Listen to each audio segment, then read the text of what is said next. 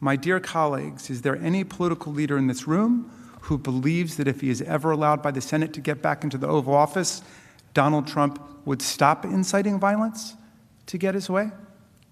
Would you bet the lives of more police officers on that? Would you bet the safety of your family on that? Would you bet the future of your democracy on that?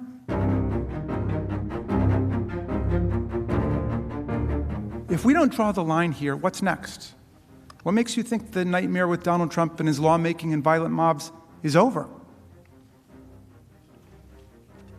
If we let him get away with it, and then it comes to your state capitol, or it comes back here again, what are we going to say? These prior acts of incitement cast a harsh light on Trump's obvious intent, his unavoidable knowledge of the consequences of his incitement, the unavoidable knowledge of the consequences of his incitement, and the clear foreseeability of the violent harm that he unleashed on our people and our republic.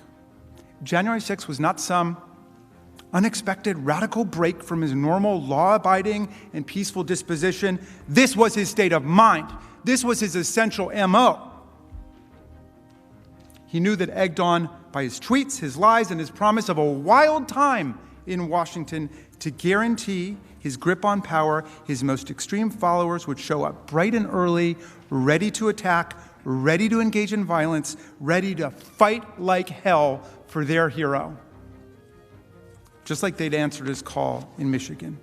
President Trump has said over and over his supporters are loyal. In his own words, his supporters are the most loyal that we've seen in our country's history. And he knew that his most hardcore supporters were willing to direct violence at elected officials, indeed to attack and lay siege to a Capitol building.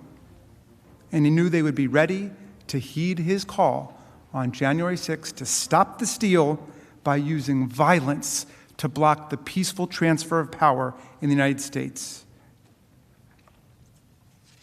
He knew they were coming. He brought them here, and he welcomed them with open arms.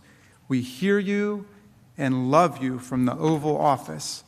My dear colleagues, is there any political leader in this room who believes that if he is ever allowed by the Senate to get back into the Oval Office, Donald Trump would stop inciting violence to get his way? Would you bet the lives of more police officers on that? Would you bet the safety of your family on that? Would you bet the future of your democracy on that? President Trump declared his conduct totally appropriate. So, if he gets back into office and it happens again, we'll have no one to blame but ourselves.